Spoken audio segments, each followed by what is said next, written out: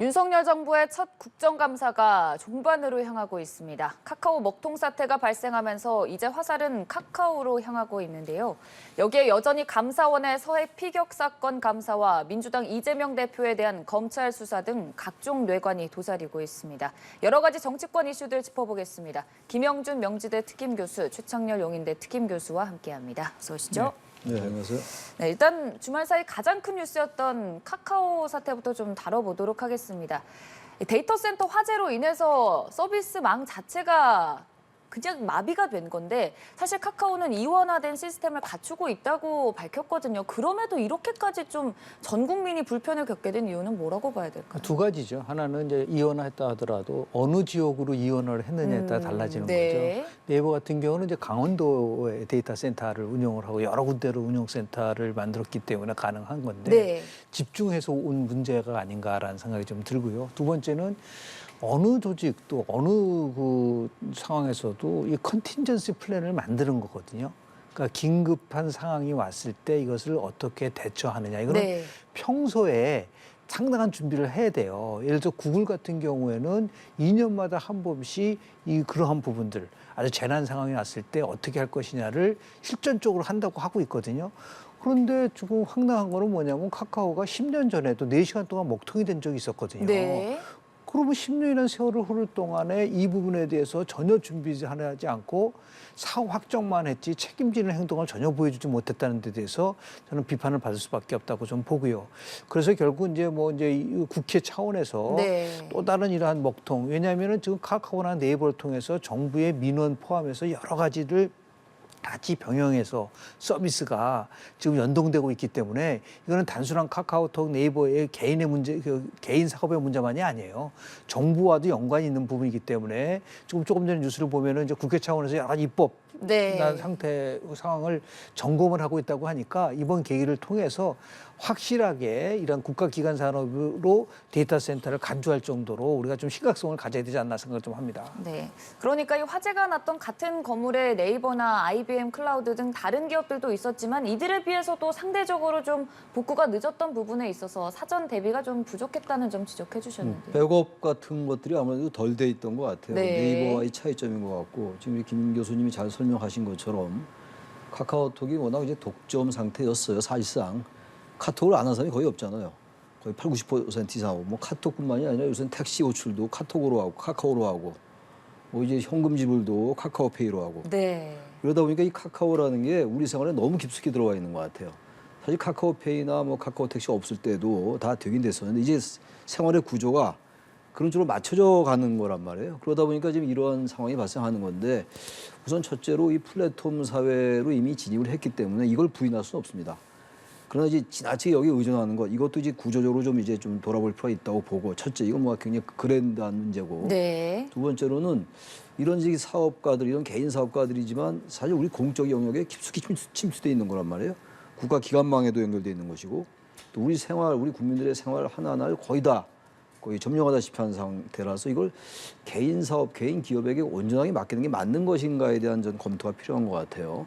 윤 대통령이 그런 말씀을 했던 걸로 제가 아는데 국가가 개입하고 관리하라는 얘기가 아니라 이게 완전히 개인 사업과 개인 기업의 문제에 거의 우리 생활을 맡기는 이건 저는 상당히 이제 성찰해 볼 필요가 있다고 생각하기 때문에 일단 복구를 빨리 해야 될 것 같고 아직도 복구가 안 됐잖아요. 그리고 그동안 복구가 안 된 원인도 잘 살펴가지고 이중화라든지 백업이라든지 이런 걸 다시 이제 확고하게 하고 독과점 문제도 좀 이제 국회 차원에서 입법 차원에서 네. 해결해 나가야 될 것 같아요. 모든 게 독점과 독과점에서 문제가 발생하는 거거든요. 이 부분은 사실 그 철도 같은 경우도 그러면 이제 나중에 보면은 개인 민영화될 수 있는 거예요. 그렇게 된다면. 근데 대개 지금도 철도 사업에 대한 민영화의 견해가 있다 하더라도 그거는 반대하잖아요. 이유가 다 있는 거거든요. 이것도 거의 전 그런 영역으로 들어온 것 같아요. 처음엔 그러지 않았는데 이제 카카오톡이라든지 이런 것들이 워낙 이제 모든 사람이 하는 거란 말이에요. 이제 금융 문제까지 다. 이 부분은 여러 가지로 우리 사회의 문제를 던져주고 있다. 단순하게 소통의 문제만이 아니라 국가 경제도 그렇고 우리 시민사회 소통의 문제도 그렇고 이건 이번에 국회 차원도 그렇고 정부 차원에서도 그렇고 모든 걸 면밀하게 전면적으로 재검토할 필요가 있다고 생각합니다. 네, 말씀처럼 이번 카카오 사태로 구조적인 측면에서 카카오의 독점에 대한 문제 제기 역시 부상하는 상황인데 윤석열 대통령이 이번 사안과 관련해서 국가 기반 인프라인 국가가 필요한 대응을 해야 한다고 말했던 부분에 있어서 정부의 개입은 아니라면 그럼 어떤 의미로 우리가 좀 받아들여야 될까요? 정부가 개입한다는 얘기는 사적 영역에 정부가 강제력과 권한을 가지고 권한을 남용한다는 차원인데 이건 저는 그런 차원으로 보진 않아요. 네. 국가가 이제 사적 영역을 침해한다. 다시 말하면 국가와 시민사회의 어떤 이 분류로 볼 때 국가와 시민사회 관계에서 국가와 시민사회 영역을 침해하는 것이 아니고 이미 사적인 개인 기업이 이 시민사회 공적 영역에 대해서 너무나 많은 영향력을 행사하고 있으니까 국가가 남몰라할 수가 없는 거죠. 공정거래위원회 같은 게 왜 있습니까? 공정거래위원회라는 게 개인 사기업의 여러 가지 문제를 공정하게 관리되고 있는가를 감시하는 거거든요. 그 공정거래위원회가 있는 거나 마찬가지로 이 부분도 저는 그런 차원에서 그런 맥락에서 이제 국가가 완전히 개인 기업이 다 알아서 해라 라고만 볼 건 아니라는 얘기예요. 지금 사실 보세요. 지하철 타도 그렇고 지금 이 네이버나 뭐 다음도 카카오도 그렇고 말이죠.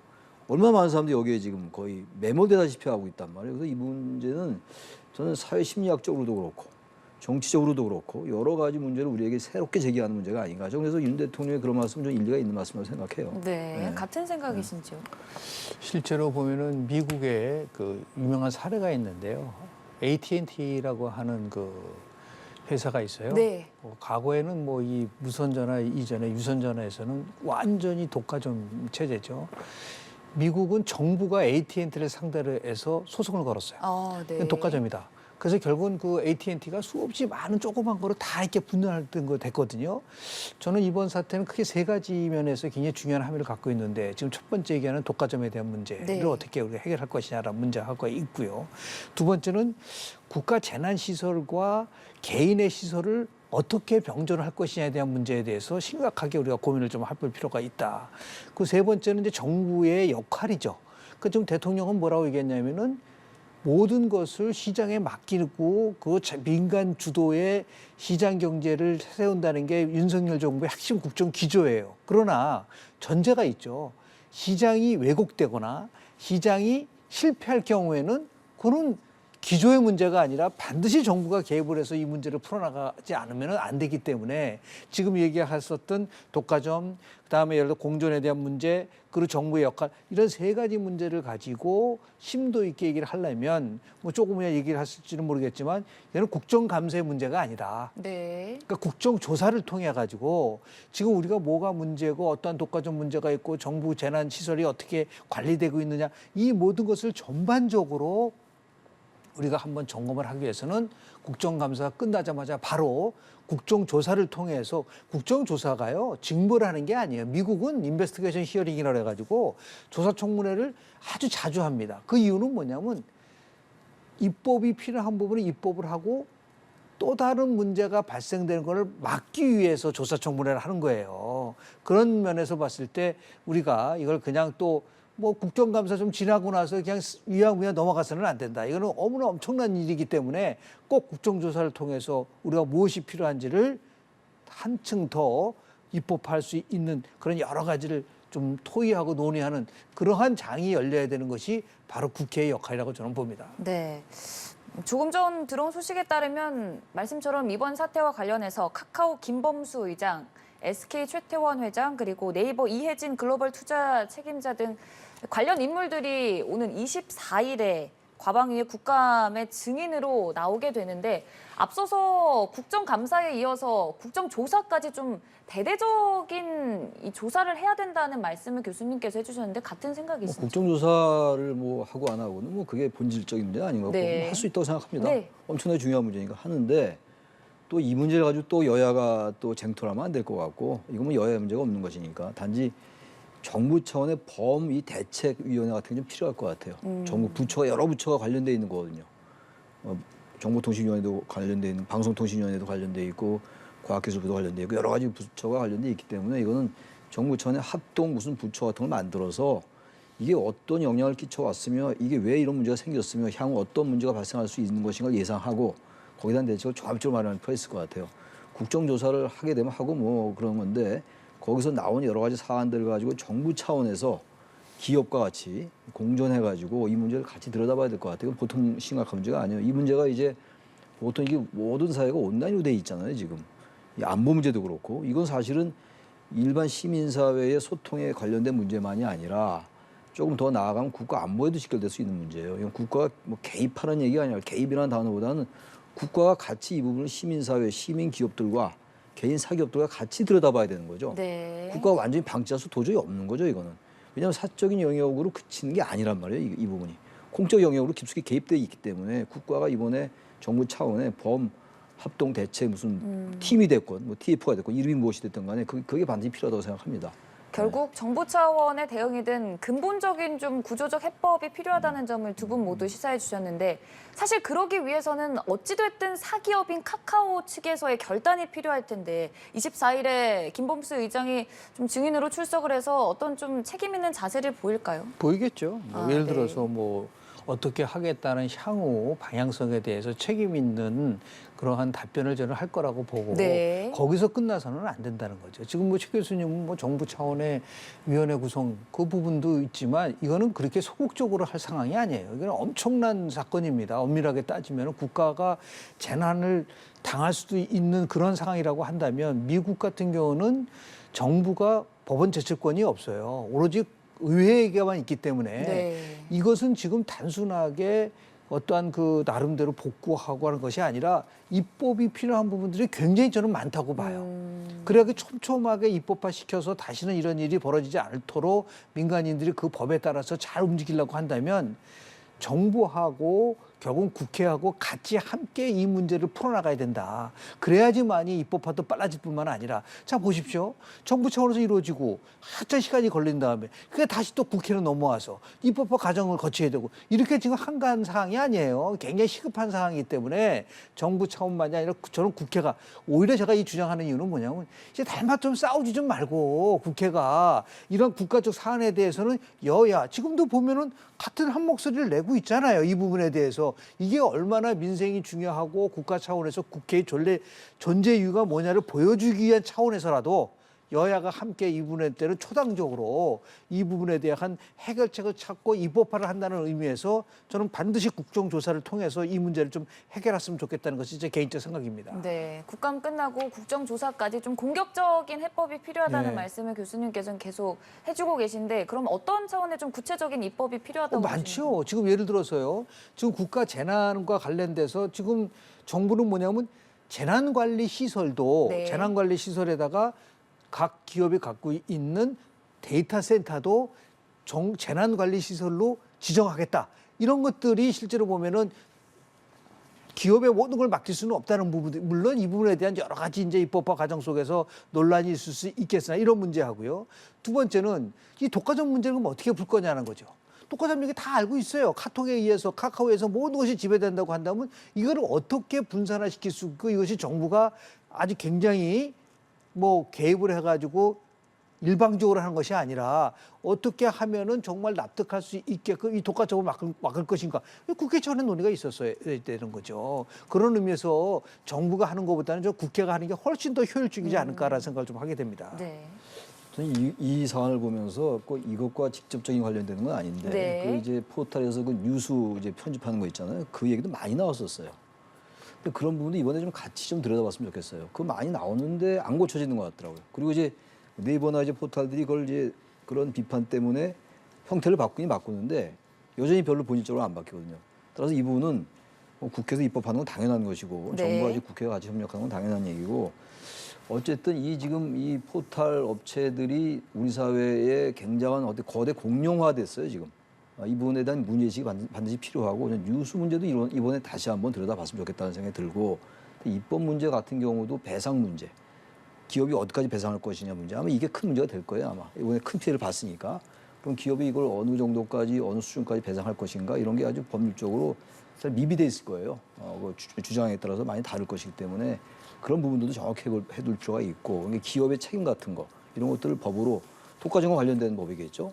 공정거래법하고도 연관될 수 있다고 봐요. 그러니까 이 법적으로 체계를 갖춰야 될 게 굉장히 많을 거예요. 이게 어느 한 분야에만 집중되어 있는 게 아니기 때문에 네. 여러 분야에 다 걸쳐서 영향을 주는 것이기 때문에 그래서 제가 자꾸만 정부 전 부처가 어떤 범부처위원회가 필요하다고 말씀드리는 것이고 그 국회와 같이 하는 건 당연한 것이고 이 부분은 정부 여당도 그렇고 야당도 마찬가지고 워낙 이번에 지난주 말해서 워낙 문제가 컸기 때문에 아까 다룬 뉴스 편집 문제 같은 것도 그렇고 이거 전부 그것과 연관돼 있다고 생각합니다. 우리 사회를 너무 깊숙이 지배하고 있어요. 네. 이번 사태를 계기로 관련한 논의가 좀 본격적으로 이루어질 것 같은데 사실 두 분 모두 앞서서 말씀을 해주셨지만 뭐 택시나 뭐 내비게이션이나 여러 가지 부분에 있어서 카카오가 다 차지를 하고 있고 또뭐 메신저의 경우에는 점유율이 거의 90%에 육박을 하고요. 이런 상황이 사실 계속 지속이 돼 왔는데도 지금까지 해결이 되지 않았던 이유는 뭐라고 봐야 될까요? 그래서 일부에서는 지난 문재인 정권 때 카카오가 이렇게 비약적으로 발전을 하는데 혹시 도움을 받은 게 아니냐. 그렇게 뭐, 근데 제발 이번에는 그걸 가지고서 접근해서는 안 된다고 보고요. 그러니까 미국도 1900년서부터 1918년도를 프로그레시브 무브먼트, 예를 들어서 혁신의 시대라고 얘기를 했는데 그때 세 가지 중요한 그 방향성을 제시해요. 그 첫 번째 나온 게 바로 독과점에 대한 문제입니다. 네. 두 번째가 여성의 정치 참여권 확대, 그리고 세 번째가 정치적으로는 오픈 프라이머리를 1903년도에 도입한 이 세 가지가 굉장히 중요한 나름대로의 그 방향성이었었거든요. 저는 80~90% 정도를 지금 지배를 하고 있는데 정부가 손을 놓고 있다? 이 부분에 대해서는 아까 말씀드린 것처럼 지금 재벌이요. 어떠한 특정한 기업이 50% 이상이 되면 어떻게 되죠? 그거 독과점이라고 그러잖아요. 근데 왜 카카오는 메신저 점유율 80~90%까지 수준까지 올라가는데 이거는 독과점이 아니라 이 문제와 관련돼서도 좀 세부적으로 우리가 정확하게 뭐 관련된 법을 모르기 때문에 이 자리에서 얘기할 수는 없으나 분명한 거는 이런 식으로 해서 시장이 왜곡되고 나름대로 독과점 문제가 발생이 된다고 한다면은 이거는 국회와 정부 차원에서 분명하게 이 문제와 관련돼서 시정을 할 수 있는 그런 법적인 제도적인 장치를 말해야 되지 않냐. 그래서 제가 AT&T를 얘기를 한 것이 그런 맥락에서 이것도 한번 참고할 필요가 있지 않을까 생각을 좀 합니다. 네. 그 또 하나가 아까 제가 맨 처음에 모두에 말씀드린 건데 우리 사회 구조가 우리 사회뿐만의 문제는 아닌데 현대 사회에서도 특히 우리 사회가 그 도가 좀 심한 것 같은데 이 플랫폼 구조가 특히 코로나 이후에 더 아주 굉장히 깊숙이 우리 생활에 들어와 있잖아요. 그러다 보니까 이런 상황이 왔을 때 더욱더 피해가 심각한 거거든요. 앞으로 뭐 대책도 세우고 많이 바꿔 나가겠습니다만 기본적으로 이게 무슨 우리나라만이 바꾼다고 되는 건 아니겠으나 한국 사회가 특히 플랫폼 이 구조가 굉장히 첨예하게 들어와 있는 것 같아요. 그래서 예를 들어서 저 같은 경우가 카카오를 잘 이용을 안 하거든요. 이용 안 하니까 이제 택시를 잡을 때 네. 거의 한 대 별도예요. 낮에도. 왜냐면 전부 호출을 해서 카카오 택시를 부르니까. 그런 선의 피해자도 있는 거예요. 그러니까 그럼 당신이 거기 맞춤될 거 아니야. 그렇게 얘기할 것만은 아닌 거죠. 그러니까 구조가 어느 쪽으로 가는 건 말릴 수가 없어요.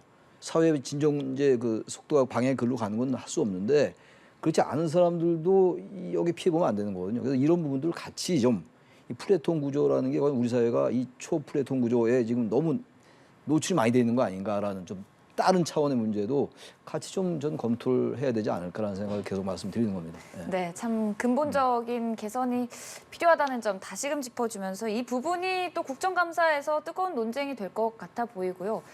또 국정감사 때 계속해서 여야 간의 정쟁이 오고 갔던 부분이 이재명 대표의 사법적인 리스크 또 서해 피격 공무원 사건과 관련돼서 정말 뜨거웠습니다. 하나하나 좀 짚어보자면 일단 이재명 대표의 사법적인 리스크에 대한 공세가 지금 치열하게 이어지고 있지 않습니까? 여러 가지에 지금 걸려 있죠. 당장 내일부터 네. 쉽게 선거법 위반 문제와 관련된 부분들도 있는 거고요. 그리고 더 나가서 조금 대장동, 백현동 또 성남 FC 의혹 같은 경우는 좀 알아야 될 부분은 이 정부 들어와서 문제 제기됐던 게 아니잖아요. 실은 문재인 정부 때 특히 대통령 후보 경선 과정, 그것도 민주당 대통령 후보 경선 과정 속에서 대장동이 제일 먼저 나왔었던 거예요. 이걸 마치 정치 보복이라고 한다고 하면은 그것을 국민의힘이 조직적으로 이재명 대표에게 흠집을 내기 위해서 한 거라는데 그건 사실과 다른 겁니다. 그 경쟁 과정 속에서 나왔던 부분들을 자꾸만 이제 와서는 그 이재명 정치 보복이다 얘기한다는 것에 대해서 국민들이 납득하기가 굉장히 어렵고요. 또 나가서 지금 우리가 이번만이 아니라 과거에 박근혜 전 대통령과 관련된 부분들이 여러 가지 있었지 않습니까? 그때 본인들이 얘기했던 말을 그냥 그대로 지켜나가면 돼요.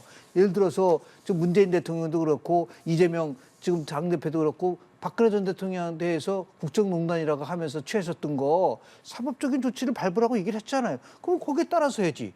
뭐 박근혜 전 대통령 그렇게 하라 그러고 자기는 거기에 대해서 방패막을 만들어 놓고 나는 못한다, 정치 보복이다 이런 식으로 가져간다는 것을 국민들이 과연 얼마만큼 받아들일 수 있겠는가. 그러니까 그만큼 당당하다면 당당하게 대처하라는 겁니다. 그러고 나서 예를 들어서 사법부가 판단을 내리지 않겠습니까? 이래야지 자꾸만 이 모든 걸 처음부터 다 이걸 정치 보복이라고 한다면 저는 민주당한테 그런 얘기를 하고 싶어요. 그렇다고 한다면 정치 보복이라고 한다면 전부 다 모여가지고 2017년도 문재인 정부 때 있었던 박근혜 전 대통령을 포함한 적폐청산은 정치 보복이었다고 시인하고 나서 하라 이거예요.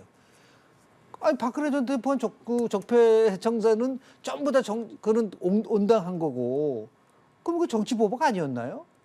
그럼 왜 정치 보복이 아닌 거예요? 똑같은 논리라고 따지면 그런 의미에서 보면 저는 설득력이 떨어진다. 분명한 거는 이재명 대표도 당당하면은 그 부분에 대해서 본인이 나서서 적극적으로 협조하면서 수사에 임하는 것이 맞는 것이지 저런 식으로 여러 개의 방탄을 갖다 놓고 뭐 예를 들어서 출석하지 않고 계속 국회 차원에서 뭐 여야 간에 정쟁으로 끌고 간다는 거는 그거는 민주당도 죽이는 거고 이재명도 죽는 것이다. 지금 과거에 보수는 뭐라 하냐면 탄핵의 강을 건너야 된다고 얘기를 했는데 저는 단언컨대 얘기합니다. 민주당이 살려면은 이재명의 강을 건너야 된다. 그렇지 않으면 수권 정당으로서의 모습을 보이기에는 국민들이 지금 민주당이 어떻게 하는 걸지 보고 있는 겁니다. 이게 바로 2024년도 총선에서 국민들이 판단하는 데서 중요한 기준이 될 수 있다는 것을 분명히 민주당은 각성해야 되고 또 하나는 5년 만에 정권을 뺏겼잖아요. 왜 5년 만에 정권을 뺏겼는지에 대해서도 각성을 하고 성찰하는 그런 자세가 돼야 되지 무조건 다 이거를 정쟁으로 몰고 가는 것에 대해서 참 안타깝다라는 말씀 좀 드립니다. 일단 이 대표는 관련 혐의를 모두 부인하고 있는 상황인데 대장동 관련된 인물이 모른다고 말했다라는 점에서 허위사실 공표 혐의, 공직선거법 위반 혐의 관련된 재판이 내일 이루어집니다. 1심 재판인데 출석을 하려나요? 수석을 글쎄 저는 안 할 것 같은데요. 네. 뭐 하든 안 하든 뭐 제가 예측하는 게 별로 의미가 없는 건데 이 공직선거법상의 허위사실 유포란 말이에요. 김문기 전 처장을 몰랐다. 성남시장 시절에 이런 얘기인데 일반적으로 볼 때는 여러 사진들을 보면은 그거 알았을 것 같은데라는 생각이 들긴 드는데 이 법리적인 건 좀 다른 것 같긴 해요. 문제는 이제 이 법이 이제 허위사실 유포라는 게 본인이 정말 몰랐는지 알았는지를 알아내야 돼요. 그래야지 여기 이제 유죄냐 무죄냐가 나오는 건데 이거가 입증하기 어렵다고 그래요. 제가 법률 전문가는 아니라서 제가 함부로 말씀드릴 수는 없는데 그리고 특히 이제 내일부터 재판이 시작이 되는데 기소가 네. 돼서 지금 허위사실 유포가 2개가 됐잖아요. 백현동 개발을 이제 국토부가 협박했느냐 안 했느냐 이 문제가 있고 지금 말씀 나눈 김문기 전 처장을 몰랐다는 거 이 2가지 때문에 이제 기소가 돼 있어요 지금 공직선거법상의 허위사실 유포로. 이게 결정적으로 중요한 게 이게 만약에 100만 원 이상의 벌금이 나오면 이재명 의원은 의원직도 상실하고 차기 대선도 못 나와요.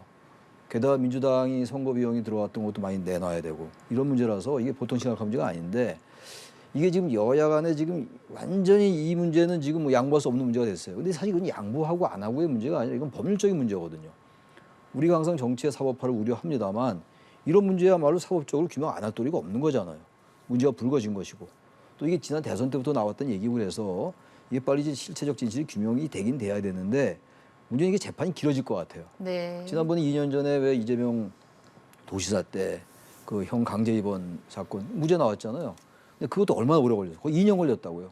소위 무죄 유죄 엇갈리다가 대법원에서 최종 이제 파기환송돼서 이렇게 무죄가 나왔는데 이 부분도 계속 지리한 공방으로 가면은 그동안 이재명 대표는 어쨌든 계속 여야가 할 거 없이 특히 야당은 계속 이제 이재명 대표 두둔으로 갈 것이고 여당은 이제 공격 일반도로 갈 거란 말이죠. 그래서 제가 항상 누누이 말씀드리는 게 이 사안에 대해서 특히 이재명 대표에 대한 이 여러 가지 사법 리스크 같은 거 지금 혐의가 있는 게 많이 좀 있단 말이야. 또 성남 FC 후원 의혹 사건도 그렇고 변호사비 대납 사건도 그렇고 말이죠. 이런 것들이 많기 때문에 이 문제를 가지고 언제까지나 여야가 이걸 공방을 벌이겠냐고요. 결국은 최종적으로는 사법적 차원에서 문제가 해결되는 수밖에 없어요. 그렇다면 특히 이번 국감이 항상 국감이 그래 왔습니다만 유난히 지금 여야 간의 적대적 공방이 심하거든요. 그중에 한 가운데 이런 일들이 있는 거거든요. 이 부분을 지금 카카오 무슨 뭐 지금 얘기 시커 나눴습니다만 이제 얼마 안 남은 국감인데 이런 문제는 좀 가능하면 법사위 같은 경우에 뭐 이 얘기 안 나올 수가 없다 하더라도 다른 상임위조차도 막 이 문제까지 연결이 된다고요. 그 문제 좀 자제하고 여야가 조금 발언을 자제해라. 특히 이건 저도 그 생각은 들어요. 정치 보복, 정치 탄압의 문제는 아닌 것 같아요. 검찰이 수사하고 기소하고 이런 문제이기 때문에 다른 사건들도 마찬가지고 그래서 이 문제는 야당은 물론이고 여당도 굳이 야당 너무 자극할 거 없다. 결국은 최종적으로 법원이 판단하는 문제라고 생각합니다. 네. 법원의 판단까지 상당한 시간이 또 예상된다는 말씀을 해주셨다시피 그렇기 때문에 또 국감에서도 끝이 없는 논쟁이 이루어지고 있는데 이뿐만이 아닙니다. 앞서 잠깐 언급했다시피 서해 공무원 피격 사건과 관련해서도 지금 공방이 계속되고 있는 것 같거든요. 공방의 차원이 아니죠. 크게 문제는 세 가지입니다. 네. 서해에서 대한민국의 공무원이 피격당했지 않습니까? 그러면 그 당시에 문재인 대통령이 어떤 보고를 받았느냐라는 거죠. 네. 그리고 어떤 지시를 내렸느냐라는 게 가장 중요한 하나의 쟁점이 될 수 있는 거고요. 두 번째는 그렇다고 하면 군과 국정원이 왜 그 첩보와 관련된 106건을 삭제했는지에 네. 대한 부분들 이거는 팩트잖아요. 그 감사원이 그걸 조작해가지고 106건을 얘기하지는 않지 않겠습니까? 근데 그런 부분들이 있는 것이고 세 번째는 뭐냐면 왜 월북몰이라고 이제 이게 월북이라고 단정 짓기 어렵다는 부분들 그다음에 월북이라고 그랬었습니다. 이 세 가지 사항에 대해서 명쾌하게 문제를 풀어나갈 수밖에 없는데 문재인 대통령, 특히 문재인 정부 때 이 문제가 왜 굉장히 중요한 의미를 갖고 있냐면 첫 번째는 이게 만약에 우리가 인본주의라는 얘기를 많이 하잖아요. 인본주의라는 거는 개인의 여러 가지의 권리라든지 개인이 갖고 있는 양도할 수 없는 이러한 기본적인 것에 대한 것을 보호해 주는 게 인본주의예요. 네. 그래서 문재인 대통령과 문재인 정부, 민주당은 항상 얘기하는 게 사람이 먼저다라잖아요.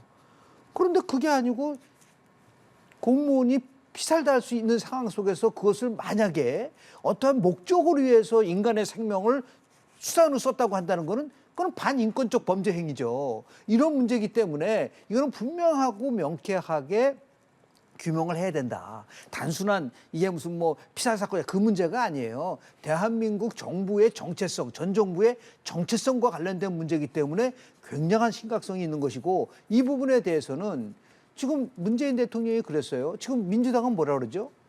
아니 감사원의 정치적 중립성과 독립성을 보장하라면서요. 그럼 감사원이 서면 질의하면은 대통령이 그 서면에 대해서 답변하는 게 맞는 것이지 그걸 무례하다고 얘기를 한다는 게 말이 됩니까? 그러면 대통령을 질타해야죠. 문재인 전 대통령을. 감사원의 독립성과 중립성을 그렇게 강조한 사람이 자기한테 하는 것은 무례하다고 얘기한다는 게 앞뒤가 안 맞지 않습니까? 이제는 결국은 뭐 감사원이 이 부분에 대해서 검찰에다가 수사 의뢰를 하면은 결국은 검찰의 영역으로 갈 수밖에 없는 것이고 이 부분에 대해서는 분명하게 밝힐 건 밝혀야 된다. 그래야지만이 국민들이 이 의혹에 대해서 납득을 할 수 있는 그런 부분이지 이것도 다시 또 정치 보복이고 전 정권에 대한 탄압이다? 그걸 과연 얼마나 많은 국민들이 그런 부분에 대해서 생각할 수 있을까?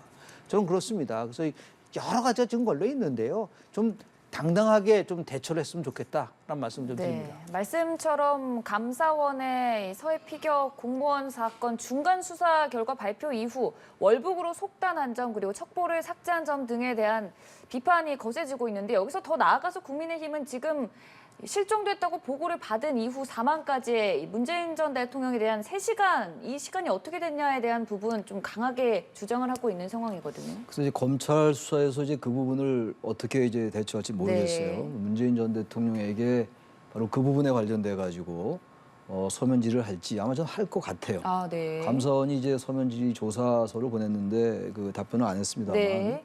저는 할 것 같고 필요하다면 그것도 해야 되겠죠. 전직 대통령이라고 그런 서면 답변, 뭐 서면 수사 안 할 이유가 없는 거니까 문제는 어쨌든 이 문제가 불거지고 여야 간에 뭐 공방 차원을 떠나서 이제는 모든 국민이 알아야 될 일이 됐어요. 이제는 정권이 바뀌기 전에는 일단 월북으로 이제 단정이 돼서 문제가 넘어간 줄 알았는데 해경이나 이제 국방부가 말을 바꿨고 또 감사원의 조사가 진행됐고 대단히 이례적으로 감사원이 중간 조사 결과도 발표했고 말이죠. 수사 의뢰까지 했어요. 사실 검찰이 수사 중인 사건을 감사원이 조사하는 경우는 많지는 않아요. 그러면서 자꾸만 야당이 문제제기를 하는 건데 저 이제는 그런 건 본질이 아닌 것 같습니다. 일단은 과연 정말 이 그 돌아가신 그 고 이대준 씨가 정말 월북 의사가 있었느냐를 밝혀낼 필요 있어요. 그리고 지난 정권이 월북을 일부러 그렇게 몰고 갔는지. 근데 문제는 지금 야당과 여당이 지금 여러 가지 정황을 계속 내놓고 있어요. 근데 그 부분도 야당이 내놓는 월북의 근거를 삼을 수 있는 정황을 들여다보면 또 그것도 이해도 돼요. 또 반대로 여권에서 내놓고 있는 이러한 걸로 봐서 월북이 아니다. 예를 들어서 이제 구명조끼 한자가 새겨져 있었다든지 팔에 부상을 뭐 붕대를 감고 이런 거를 볼 때 월북이라고 보기 어렵단 말이에요. 표류가 됐다고 그럴 그 개연성이 높단 말이죠. 그러니까 양쪽의 주장은 전부 자신들에게 유리하게만 지금 주장을 하고 있어요. 그러니까 그래서 그게 공방이 되는 거예요. 그게 공방. 근데 이거 공방의 차원이 아니란 말이죠. 근데 문제는 이것도요. 결국은 이게 자진월북 의사가 있었는지 없었는지 과연 수사로 갈 수 있을 것인가에 전 우려가 좀 있어요. 그래서 지금 나오는 얘기가 민주당에서 SI를 공개하자 그러는데 저는 이 부분은 네. 좀 신중해야 될 것 같아요. 아, 네. 물론 SI를 공개한다면 거기에 이제 그 정황을 판단할 수 있는 근거가 나올 수 있겠습니다만 SI라는 게 한미 간에 정보 자산이 들어가 있는 것이라서 이건 정말 조심해야 된다. 그런 생각이 들고 그렇다면 국방부 비공개 회의록 같은 거 그건 좀 공개하는 걸 좀 고려해 볼 필요가 있을 것 같아요. 이렇게까지 네. 계속 한다면은 완전히 여야가 자신들 입장에서만 얘기할 거라고요. 그렇다면 이게 이념 공세로 갈 것이고 신구 정권의 갈등으로 계속 치닫는다고. 문제의 본질은 그건 아닌데 문제의 본질은 과연 어느 것이 실체적 진실이냐가 중요한 것인데 그래서 저는 이런 국방부 비공개 회의록 SI는 좀 아니라 하더라도 어쨌든 최소한의 단서가 될 수 있는 거를 최소한의 범위 내에서 공개라는 걸 여야가 좀 검토할 필요가 있을 것 같아요. 검찰 수사에 도움이 된다고요. 그게. 이제 진짜는 여야 간의 공방의 문제가 아니라 이건 반드시 밝혀야 될 문제가 됐어요 이제는. 근데 그래서 이것도 또 아까 같은 이재명 대표 수사와 마찬가지로 여야가 이 부분도 이 정치적으로 발언하는 거 조금 자제해달라 이것도 계속 얘기 나올 겁니다. 안 나올 수는 없을 거예요. 그러나 조금 의원들이 조금 이 부분에 대해서는 조금 스스로들이 조금 발언 수를 낮춘다든지 이렇게 하면서 검찰 수사를 좀 지켜봐라 검찰 수사를. 그 말씀밖에 드릴 게 없어요. 네. 아니 근데 저 국회 차원에서 이 부분에 대해서 여야 공방에 대한 부분들을 좀 불필요한 의혹 증폭을 해소하기 위해서라도 감사원에서 지금 106건의 문건이 지금 삭제됐다고 그거가 뭔지 좀 알고 싶어요. 무슨 SI까지 필요 없어요. 무슨 뭐 지금 얘기하는 최 교수님 말씀하시는 뭐 그 중요한 국방부 비공개할 필요 뭐가 있어요? 감사원에서 뭘 삭제했다는 그 106건을 가지고 여야 의원들 힘들면 아니 뭐 예를 들어서 뭐 감사원이 소속된 위원회라든지 아니면 예를 들어 정보위원회에서 이게 국정원도 관련됐다고 하니까 정보위원회 차원에서 여야가 함께 그 106건이 도대체 어떤 내용인가를 가지고 검토를 해보면 되잖아요. 같이 함께. 그럼 결론이 나오지 않겠어요? 그걸 가지고 무슨 뭐 지금 구명보트에서 한자가 있느니 없느니 그런 얘기하지 말고 도대체 감사원은 뭐를 삭제했는지에 대한 거를 106건이라고 얘기를 했으니까 저는 그 부분에 대해서 1차적으로 한번 국회 차원에서 검증이 필요하지 않을까. 그래야지 이게 공방이 좀 줄어들지 않겠어요? 그럼 뭐 거창하게 얘기할 필요 뭐가 있습니까? 국회가 그런 일을 하라고 있는 거 아니에요? 저 삭제한 거 이런 거 전 들여다볼 필요 있는 것 같아요. 지금 서훈 전 국방부 장관의 경우는 예하 부대에 전파되는 걸 막기 위해서 삭제했다고 그러는데 제가 뭐 군사 전문가는 아니지만 그건 좀 듣기에 그러려면 꼭 삭제했어야 되는 건가? 국방부가 지시하면 되는 거 아니에요? 예하 부대 전파를 막거나. 근데 어쨌든 모르겠어요. 그게 군사적으로 꼭 반드시 차단을 하고 삭제를 해야지 예하 부대 전파를 막는 것인지 모르겠는데 그런 것들도 하나같이 우리들은 전문가가 아니니까 우리 국민들은 그 주장을 이쪽 주장이 하면 그게 맞는 거고 과거에 이명박 정부 때 운하 대운하 나중에 이제 그 감사할 때 그거 똑같아요. 전문적인 전문가들 얘기하는 게 이 말이 맞는 거고 저 말이 맞는 것 같단 말이에요. 그렇다면은 지금 이제 최소한도 이제 객관적으로 확인할 수 있는 팩트들이 있잖아요. 그건 여야가 합의해서 밝힐 필요가 좀 있어요. SI가 됐건 무슨 국방부 비공개 회의록이 됐건 첩보된 삭제가 뭔지를 보고할 수 있을 것 같긴 해요. 그게 보고할 수 있는 건지 없는지 제가 잘 모르겠는데 그렇게 많이 삭제할 필요가 과연 있었던 것인지 거기다 의구심이 분명히 존재하거든요. 그런 것들 왜 잘 못하니 뭐. 저는 이것도 야당이 이 부분에 대해서 이제 뭐 국면 전환용이다라든지 지금 윤석열 정부의 지지율이 낮으니까 지지율을 올리기 위해서라든지 이런 식의 발언 이제 그만해라 이러니. 그러니까 정치적으로 그 양당이 어떠한 속내를 가지고 하는지 저는 모르겠어요. 정치적 속셈 전혀 없지 않겠죠. 있다 하더라도 그런 식의 막연한 추상적인 공세는 그만들 하고 시큰 공세도 할 만큼 했어요. 이제는 더 이상 이 문제를 가지고 뭐 이념적이다 아니다 문제를 넘었다고요. 이제는 반드시 알아내야 돼요. 그렇다면 이거는 그런 몇 가지 팩트 객관적인 것들 있잖아요. 중립적인 것들 그런 건 알아낼 필요가 있죠. 네, 네. 참 이 진상 규명을 어떻게 할까를 두고도 여야 공방이 거센 상황인데 그중 하나 논쟁거리가 문재인 전 대통령의 조사입니다. 앞서 잠깐 시사를 해주시기도 했지만 실제로 최재형 감사원장이 문 전 대통령의 조사 필요성이 있다고 언급을 하기까지 했는데 이전에 한번 감사원이 서면 조사를 요구했을 때 일단 거부당한 바 있거든요. 잠깐 언급해 주셨다시피 다시금 그러면 조사를 요청하고 그 애는 응할 거라고 보시는 건지요? 응하지는 않을 것 같아요. 현재 네. 야권의 전반적인 어떤 이 사안을 대하는 태도로 볼 때, 행태로 볼 때 저는 응하지는 않을 것 같은데 정말 이 국민적인 이게 관심사가 돼버렸으니까 그리고 의혹이 지금 증폭되고 있는 건 분명해요. 어느 게 맞는지 모르겠어요. 전혀 단정할 수 없어요. 양쪽은 다 이제 각자 이쪽은 월북이다, 아니다 이렇게 주장하고 있는 거긴 합니다만 그렇다면 그 당시 문재인 전 대통령이 어떤 걸 보고 받았는지 그동안 뭐 3시간이라고 그러는 거 아니에요 지금? 3시간 동안 어떠한 조치가 취해졌는지 이거 뭐 얘기하는 거 어렵지 않을 것 같아요. 그렇다면 이게 뭐가 실체적 진실이 뭔가 있을 거예요 지금. 우리만 모르고 있는 뭐가 있다고요 지금. 아무도 모르는 거죠. 그렇다면 대통령이 최소한도 그 당시 대통령직을 유지하면서 대통령직을 수행하면서 보고받은 내용 얘기할 수 있는 거죠. 근데 그분을 지나치게 뭐 대통령이니까 전직 대통령이니까 왜 이런 걸 보내냐. 과거 전직 대통령들에도 보낸 적이 있어요. 저는 그래서 이 부분에 대해서는 또 그것도 뭐 야당은 지금 다른 얘기를 하긴 하는 것 같더라고요. 그때와 사안이 다르다고 하는데 야당의 말에 전혀 일리가 없는 건 아니겠으나 기본적으로 이 사안이 워낙 복잡해지고 이게 지금 거의 어떤 면에서 블랙홀이 되고 있다고요. 게다가 내년 올해 이제 그 국감 끝나고 이제 그 정기국회 끝나면 내년에 또 총선 국면으로 들어갈 거 아니겠어요? 벌써 후년이긴 합니다만 이 문제가 완전 이념적으로 갈 거라고요. 그걸 봉쇄하기 위해서라도 전직 대통령이 그런 부분들에 대해서 충분히 답변할 수 있는 법위 내에서 답변하는 거 저는 나쁘지 않다고 생각합니다. 네. 이런 가운데 검찰은 문재인 정부 당시 노영민 비서실장을 소환하려다가 불발되기도 했는데 이걸 어떻게 해석해 봐야 될까요? 대한민국 헌법 조항이 있지 않습니까? 모든 국민은 법 앞에 평등하다. 전직 대통령이든 일반 국민도 어떠한 의혹이 있으면 그 부분에 대해서 검찰이 조사를 하면은 거기에서 순위 응하는 게 맞는 것이죠. 아니 뭐 예를 들어서 권력이 있을 거는 무죄고 권력이 없으면 유죄다라는 것까지 나왔을 정도인데 그런 식으로 따지면은 그 세월호 7시간에 대한 문제를 뭘 그렇게 집요하게 물어봅니까? 그 당시에 민주당이 그거 가지고 박근혜 대통령의 7시간 문제를 가지고서 아마 제가 볼 때는 민주당이 사활을 걸고 그 문제에 대해서 집중했잖아요.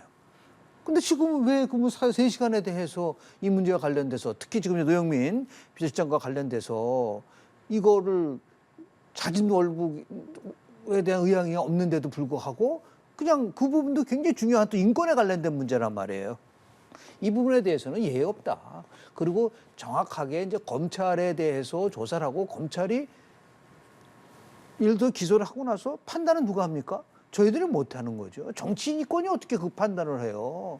결국은 사법의 영역으로 갈 수밖에 없는 거고 사법에 대해서 만약에 1심, 2심, 그리고 3심까지 두고 있지 않습니까? 그런 부분들을 가져가야지 이 모든 것을 전부 다 정치 보복이다, 정치 탄압이다 이런 식으로 해서 빠져나가려고 생각을 한다고 한다면 그 자체가 바로 국민들을 기만하고 국민들을 무시하는 거다. 자기네들의 전례가 있잖아요. 그 세월호 사건 때 어떤 행동을 했는지에 대해서 그 왜 집단적 기억 상실증 환자들처럼 자신들이 과거에 했었던 거를 까맣게 잃어버리고 지금 무조건 방어만 하려고 하느냐. 저는 그거는 정치인의 도리가 아니다. 기본적으로. 그래서 제가 항상 얘기를 하지만 그렇게 당당하다면 당당하게 수사받고 당당하게 재판받고 그리고 거기에 대해서 얘기를 해야지 자꾸만 이렇게 피해 간다는 게 정직의 최상의 정책 아닌가요? 그런 말을 좀 민주당과 문재인 대통령 그리고 노영민 전 비서실장한테 말씀드리고 싶습니다. 노영민 비서실장, 전 비서실장 아마 그 출석 일정이 미리 공개돼서 안 나왔던 것 같아요. 네. 나올 것 같아요. 안 나오면 안 되죠. 전직 비서실장이 왜 안 나옵니까? 나와서 얘기하면 될 거 아니에요. 나 그런 일 아니다. 근데 그거 안 나오고 자꾸 그러면 안 돼요. 그거는 이번엔 일부러 뭐 의도적으로 안 나온 게 아닌 것 같고 일정 문제 때문에 안 나온 게 아닌가. 다음에 나오지 않겠습니까? 그렇게 생각합니다. 네, 알겠습니다. 오늘 최창렬 용인대 특임 교수 그리고 김영준 면지대 특임 교수와 함께 국감 그리고 카카오 둘러싼 여러 가지 얘기 나눠봤습니다. 고맙습니다. 네, 고맙습니다.